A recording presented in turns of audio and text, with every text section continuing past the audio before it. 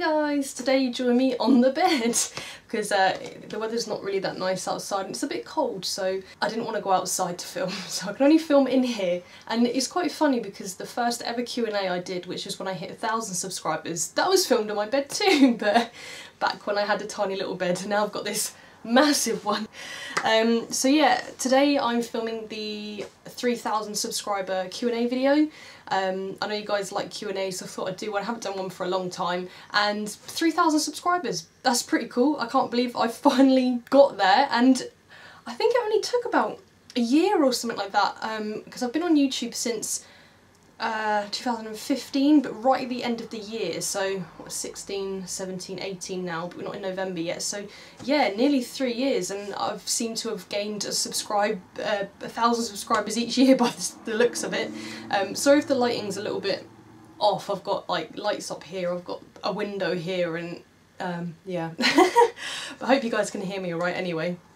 Yeah, so I thought, well, I'll read through my comments and just answer as many questions as I can. Any questions that I like, I'll answer, and I'm sorry if I don't get to answer your question. I did also ask briefly on Twitter and on Instagram to give everyone a last chance to ask me something, so once I've gone through YouTube I'll go through those. I normally seem to get pretty interesting ones, sometimes weird ones off of Instagram, so we'll see. So, first question from Barry the Cat, who said, if I strap a slice of buttered toast to a cat's back and the cat jumps off a roof, will it ever land? Because if toast always lands butter side down and a cat always lands on its feet, then it won't technically land and would just spin infinitely. So could this be harnessed into a new type of energy that would help save the planet? Wow, what a question to start on.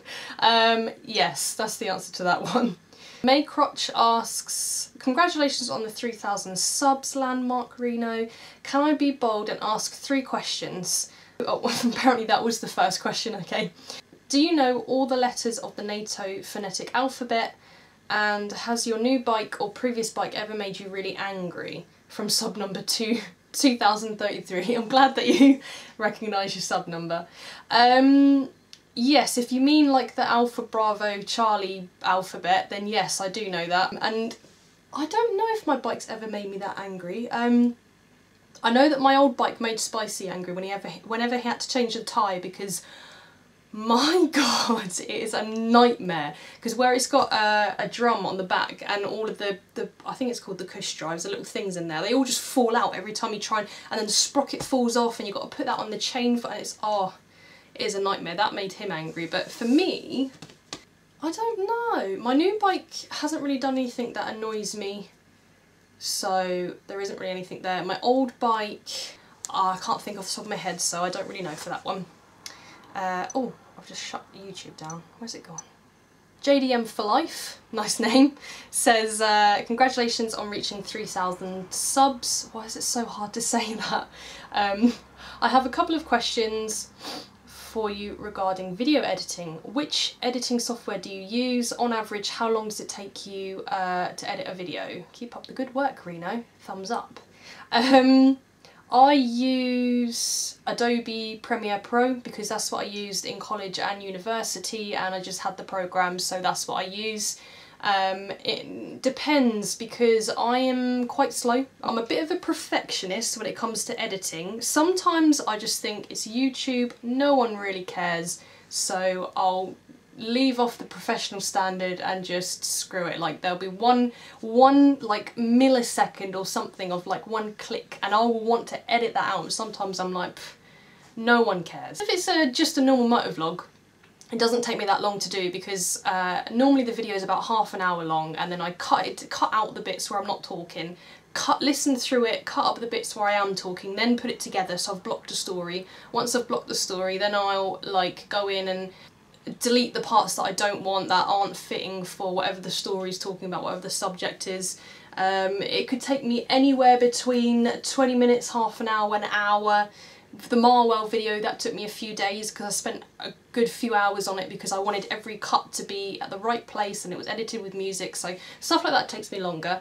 Stuff like motovlogs, if it's a short vlog, doesn't take me that long to do. If I've got a subject and I know what I'm going to be talking about, it doesn't take me that long because I've said it in a nice way when I'm filming, so that when I edit it, it's just a lot easier for myself. Be kind to yourself when you're editing.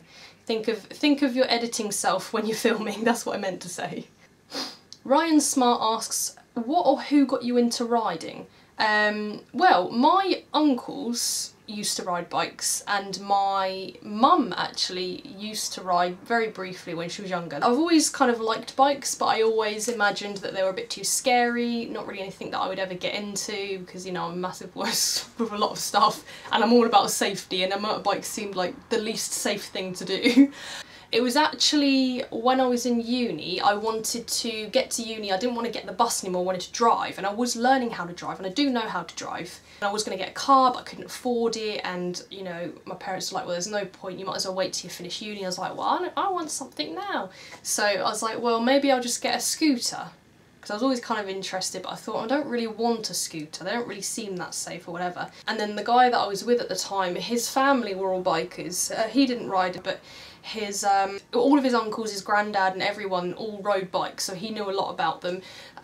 When I mentioned about getting a scooter, he was like, oh, you should probably get a 125 because they're a little bit safer than the scooters. They've got bigger tyres, and you feel more in control because you've got all the gears that you can change.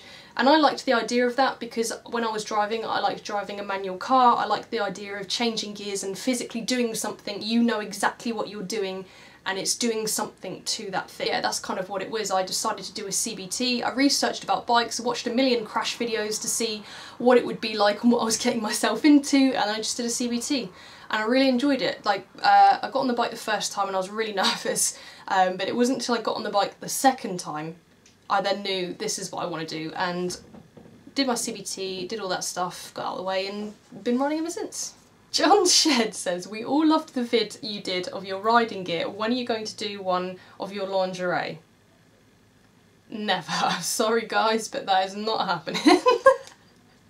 My lingerie is for me and spicy only. The Capacitor says, what year will humans first set foot on Mars?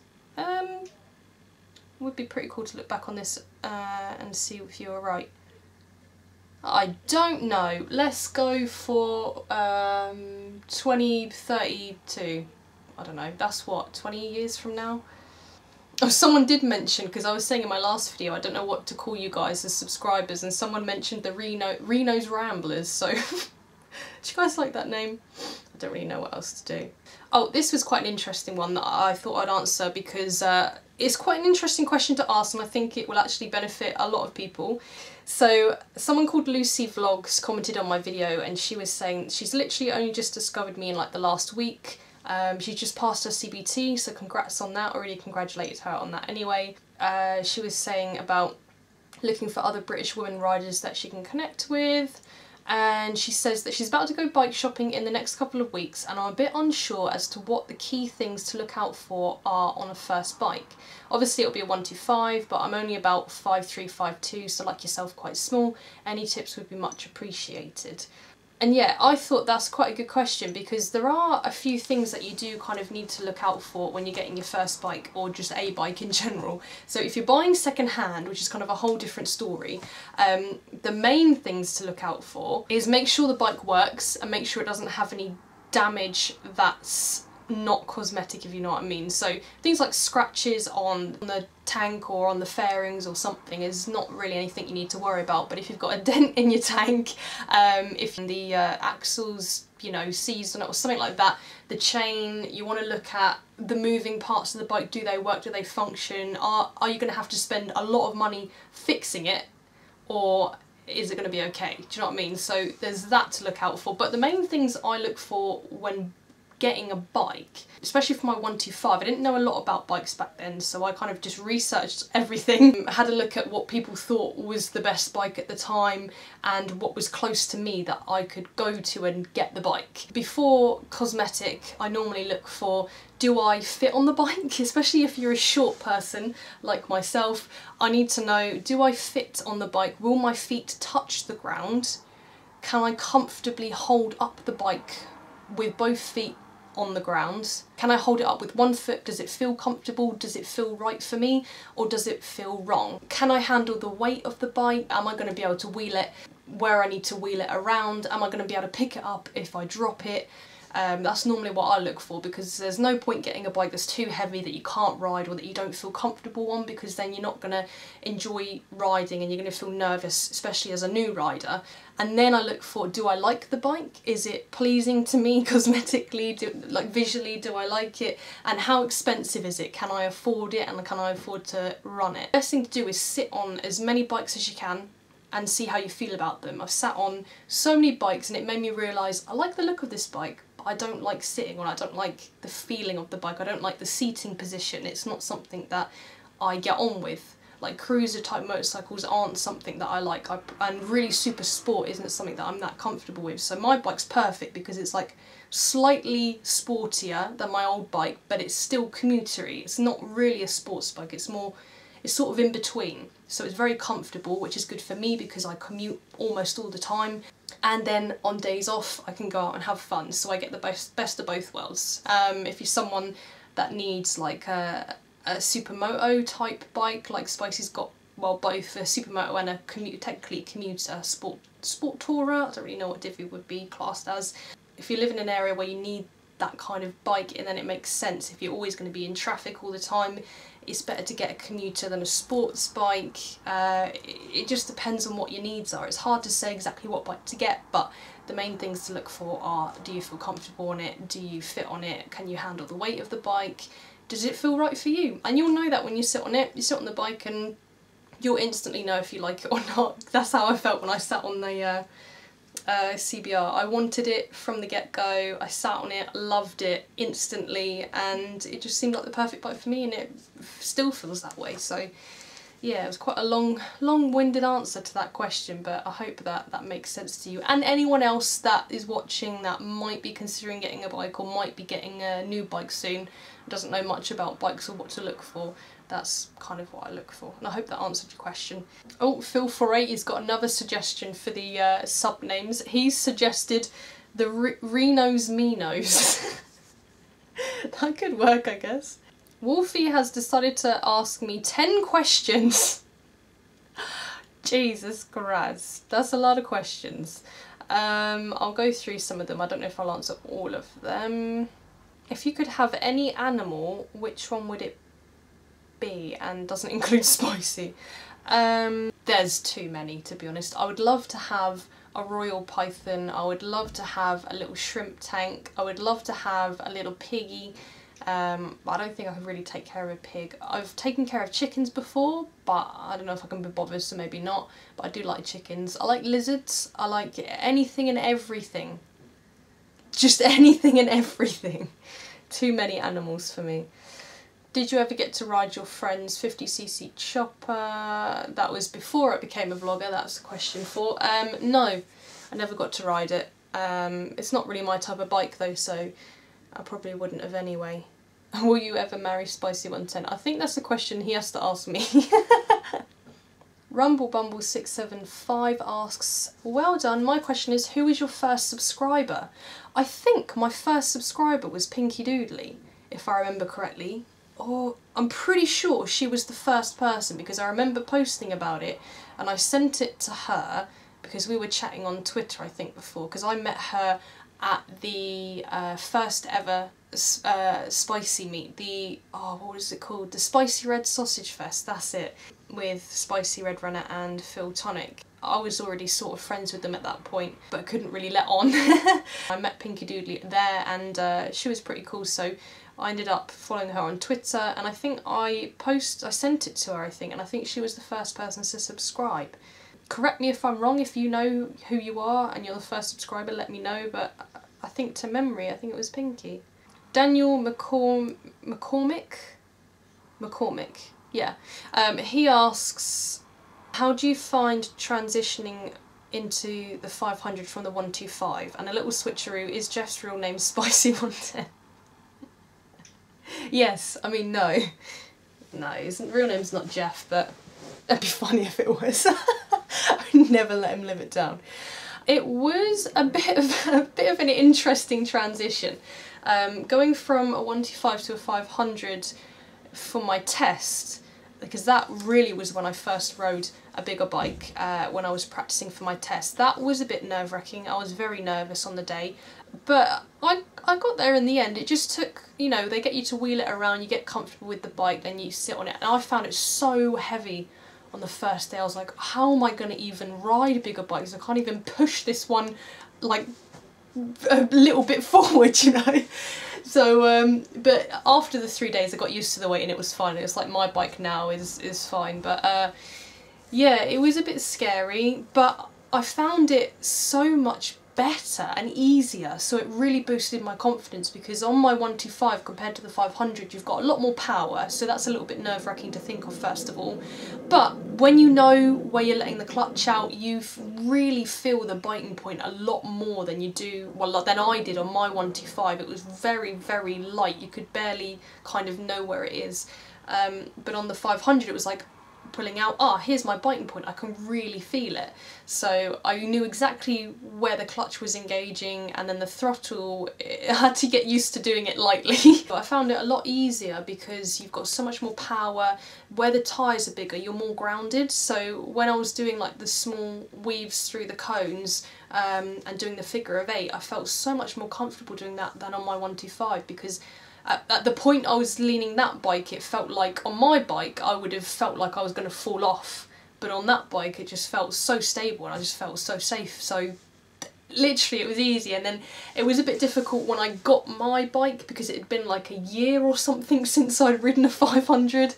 So that was a bit scary. I was really nervous and I kind of like messed up a little bit by just, you know, riding terribly. You know, it's nearly almost dropping the bike, too scared to, you know, go like a tiny distance. But I got there in the end. It just took a little bit of riding very slowly in first gear and then changing into second, and then trying not to put the throttle on too much, because it was like it was quite funny, but I got there in the end. So yeah, I think going from a 125 to a 500 does wreck your nerves a little bit, but as long as you stay calm and focused, it's fine. It's so much better. You will love it, trust me. When you get to the point you can upgrade, it is the best thing. Bigger bikes are so much easier to ride than smaller bikes, and I know people used to say that to me and I was like, oh yeah, I guess they're easier. You really understand it when you ride a bigger bike, and you'll know what I mean when you get there. Eastern Menace asks, what countries have you been to? When I was 6, I went to Malta with my granddad and stepnan and my step-uncle at the time. I say at the time like he's not anymore, I mean just us 3. I do remember bits of it actually, not very well, but I remember having some stress fit because my granddad bought me some new sandals and they were like rubbing on my feet and I got blisters, and I was having some fit about that, so he was like, well, I'm not taking them back, I'm not taking them off. I ended up taking them off, and then I was burning my feet on the pavement because it was so hot. And then I had to get carried, so I remember that. And I remember a little bit of the hotel, a little bit of swimming, and also going into the catacombs. I don't know if it is the catacombs, but it's like a similar thing. And apparently I asked my granddad what is in those holes, and he said dead bodies. And I don't remember that conversation, but I do remember going in there, being intrigued, and I also remember running out, so that happened. I'd love to go back there one day, but I'm just worried it won't be the same, because, you know, years have passed since I was 6. The only other places I've been to is I've briefly been to France, Belgium and Germany in one go, because a family friend at the time went there, and I went with my mum, them and my sisters, and we went to Germany to see the German Christmas market. I can't remember exactly what town that was in, but it was really good actually. It was a huge market and really pretty, but to get there we had to drive through France, go into Belgium, and then we went to Germany, or the other way around. So I spent a day in Belgium in some theme park, a day in Germany for the Christmas market, and like a day or half a day in France. So not really been there just for a holiday or anything, but briefly been through all 3, but not for long. But yeah, that was quite an interesting trip, and I've not been anywhere else, so that is literally it. Satoncho, I don't know if that's your name, I don't know if I said it or butchered it, but they said, will you ever ride a motorbike in another country if you were on a holiday trip, though it doesn't have to be your own bike? Personally, I recommend riding on the roads of America, but that's just my opinion. I think it would be fun to do that. I don't know, it feels a bit nervous for me because riding in a different country is like, sometimes, you know, the road is opposite, everything's completely different, and I think that would make me nervous. But if I knew what I was doing, I think I'd be alright. My Japanese teacher, actually, she was telling me about how she went on, because she used to ride bikes as well, and she went on some huge riding trip in Australia, and she just rode across Australia, and I thought that was pretty cool. So who knows, maybe one day. I don't know where I would go though. Oh, DBWC did ask if me and Spicy can try on each other's gear, but that won't work because it'll work for me because it will just be too big on me, but he'll probably break it if he tries to put it on because we're like 2 different sizes. It just won't work. Peacekeeper asked, have you ever seen Spicy with long hair? I believe it was like Rapunzel from the fairy tale. Yes, when we first met, actually, I did know him with his long hair before he got it cut, and I don't know if you guys remember, but he posted something ages ago when he was thinking about cutting his hair. He's like, oh, someone I know, like my friend, is like photoshopped me with like different short hairs or whatever, and everyone found it hilarious. That was me. I photoshopped him. Because I just said to him, I was like, oh, maybe I've got Photoshop, why don't I just Photoshop you with short hair and then maybe you'll get an idea of what you'll look like if you cut it.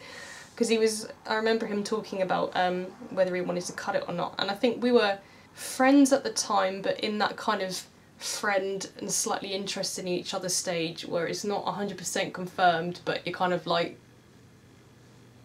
wanna, you know, wanna be more than friends or what? So yeah, I knew him when he had his long hair, and I knew him when he cut his hair, and yeah, I don't mind it either way. I think his short hair shows off his face more, and I like that, so. But I didn't hate his long hair. I think it was actually longer than mine at the time. But yeah, it was fine. Ro asks, do you find a lot of pressure knowing you're quickly becoming a lot of inspiration and guidance to new riders, and specifically more female riders? P.S. the only reason my girlfriend would even do a CBT was watching you, and now she rocks an SV650. That's pretty cool. Yeah, I'm really glad that she's got the confidence to do that, and now she's riding an SV650. That's pretty cool. So I'm guessing she's liking the biking life. I would say not really, because I don't really ride around like an idiot, and I don't think that I really say anything badly or too controversial. So I don't think there's any negativity that I would have from it. I think if I'm inspiring people, that's good. I would prefer to inspire people if people are wanting to get into riding because maybe they've not really got the confidence, they're a bit worried about what it will be like, and they watch a video and like, yeah, I want to do that now, then, you know, that's down to that person. I know there's a bit of a trend with it. Some people might only do it just for the trend, but then, you know, if it's not really your thing, I would say don't get into it unless you really want to do it and it's what you're going to want to do, because otherwise you're just going to waste money, and it's expensive, isn't it, to get all the stuff first of all. But yeah, I think it's good and it's nice because, you know, if people want to ride, they want to ride, and if I'm showing people, and maybe girls especially or something, that is, you can ride a bike, then brilliant. But I don't really know if that's a thing anymore, because there are quite a few female riders out there now, and it's not like anyone really says, oh, you're a girl, you don't ride anymore. That stigma's kind of almost gone now, I think. I mean, maybe some old-fashioned people, old-fashioned places might still be like that, but I don't think there really is many places like that now. I think when you see a woman who's riding, you're like, brilliant, cool, good for you. So yeah, I just hope that, you know, people enjoy what I do, and the stuff that I say is good. If I'm giving good advice, that's what matters to me. White Rose Vlogs asks, have you been to Japan yet, or do you plan on going one day? I have not been yet, and yes, I do plan on going one day. I would love to visit Japan.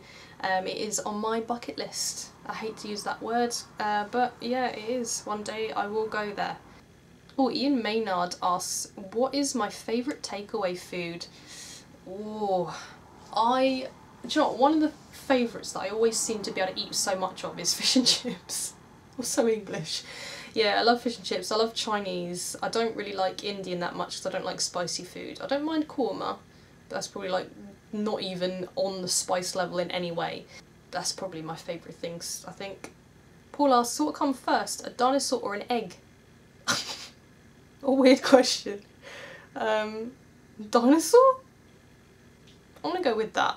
Sasubi Online says, supermotors, cruisers or sports bikes, which one would you ride, or which one would you choose if you could only ride one of those types for the rest of my life? Jesus. Well, considering I don't fit on any supermotos, I don't like cruisers, sports bike is the only option left. So yeah, that is all of the, well not all of them, but that's most of the YouTube questions. I'm sorry if I didn't answer yours, I was just trying to answer as many as I could, and I'm conscious about time and I don't want this video to be too long. But I'm going to have a quick nose on Twitter and Instagram because I did ask on there as well. So I do have a question, I've got quite a few actually. I've got one from Pickleboosh who says, 2 bikes you'd buy with your own money, used or new, not finance, because every man in his dog can finance a 15k bike nowadays, that is true. But real hard-earned cash you've theoretically saved to buy a motorcycle for daily use and not a mantelpiece trophy. How's that for a question? Well, my answer would be the Honda CBR 500R. I bought that with my hard-earned money, yeah, it suits me for everyday life. So that's probably a really boring answer to your question. I'm really sorry about that. But there's not really any other bikes that I want, to be fair. Epic Adam Motovlogs says, who's North Devon's biggest motovlogger? I think that's you, isn't it? Adam effing MWV. I can't say it, I'm sorry. Adam MWV, that's it. Gotta add the effing in there as well. Century Bug says, can you do that running up the wall thing they do in movies? No. So, Instagram. I did a little experiment on here the other day and I got some quite interesting questions. So, if I have a look, has anyone actually seen it? Yes. So, JT Drummer Boy says, are you and Spicy doing a meetup soon? No, we're not. We've not got anything planned. Black Ship Sounds asks, where did your passion for riding originate from? Well, just riding. The more I rode, the more I loved it, and it's never died down once. Grom McGrom F, I don't know what the rest of your name is, sorry, says, to be or not to be? That is the question. Bouches69 says, can you do a wheelie? No. No, I can't do a wheelie. I don't think I even can do a burnout, so I just can't do anything apart from ride. K Vampire asks, if buying your first helmet, do you recommend shop or online? Love the channel. Thank you. I recommend going to a shop because you can try it on and you can see how it feels on your head. And normally most shops will have like helmets that you can try on, but not buy. Never buy the one that people try on because that one could be moulded to like many different people's heads. Always buy a brand new one. But if you can try it on, you know how it fits on your head, you know if it's comfortable, you know if anything's like squidging into you. If you already know your head size and you know what helmets fit you, then online is another option for you. Like if I was to get a new helmet, I could always look online because I know roughly what fits me, I know what helmets I've had before and what would be basically the same. But I normally prefer to go into the shop and try them on first, especially if it's a different type of helmet or a new kind of helmet, because each helmet company has different sizes and what might be a small on you might be a medium and a different, you know, so it's always worth doing that. It's Woody asks, how did you and Spicy meet, riding or just in general? I've followed you guys for ages now. We met technically on the hill, I think, because I saw him up there and then I ended up... The funny thing is, I used to be a... It sounds so weird to say now, but I used to be a subscriber of Spicy's. So I remember seeing him up the hill once. And I was so nervous about talking to him, and then I ended up sending him a message and be like, oh, because I ended up in one of his videos. being really awkward in the background, and it was so embarrassing. But yeah, I ended up messaging him saying, oh, I'm that really awkward person, that awkward girl in the background. And I was like, I wanted to say hi, but I was too scared. And then he just started talking, saying, look, I'm a normal person. I'm not like some, you know, great god of the lands or whatever. So we just started talking in general, just normally, like any other person that messages him does. And then, I don't know, somehow we just kind of became friends. We didn't really talk much, and then I wanted to come to the first meet. I then fractured my ankle, wasn't sure if I could go there, was messaging him for that. He knew what it felt like to, you know, have things broken and not be able to do anything for ages, so we were just talking, and eventually we became friends just from chatting. And then obviously I met up with him a few times because we were just talking as normal general friends, and I wasn't like, you know, it sounds so weird to say because I used to be a subscriber, but it's not like I went like, oh, Spicy's like the god of motovlogging, I need to be with him. No, it wasn't like that. I was just friends with him at the time that we first ever spoke, because I was actually in a relationship at the time, but that ended up ending. He was going through a similar thing, well, he did before mine ended anyway, and then we were just talking.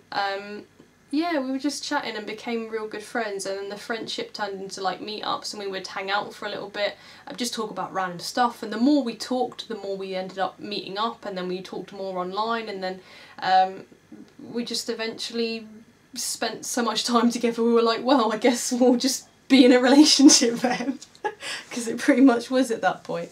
So yeah, so technically it was online, I would say, because I messaged him.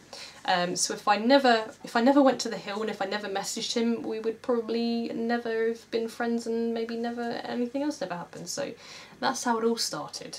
So that kind of brings us to the end of the Q&A, because there's no more questions to go through. I've answered almost every single one. I've just left a few out that either I've already answered a million times before, or I don't know, I might have lost it, but yeah, I've been talking for ages, and to be honest, I don't really know how to end the video, so I'm just gonna end it here. But thank you guys for watching. I'm glad that you all like my videos, and that you're still subscribed. I did see it went down from 3,001 to 2,999, so someone obviously unsubscribed and was like, nah, screw this, bye, I don't want to be part of the Reno gang or whatever it is. But then I'm back at 3,000 again, so I don't know what that was about, but whatever, it doesn't bother me anyway. But yeah, thanks for watching. I hope you guys enjoyed the Q&A. I hope I answered your questions. I hope it all makes sense. I'm tired. I've had a long day today, so I literally just got back from work and now I'm filming this, so if I'm not making sense, whatever. I'm talking too long now and I'm rambling, but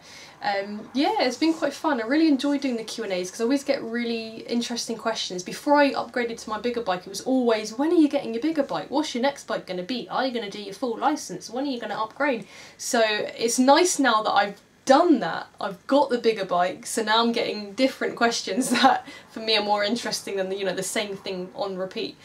So I will do more Q&As in the future because they're fun to do and you guys seem to like them as well. Yeah, I hope this video is not too long for you. If it is, thank you for watching it to the very end. Yeah, and I shall see you in the next video. Bye!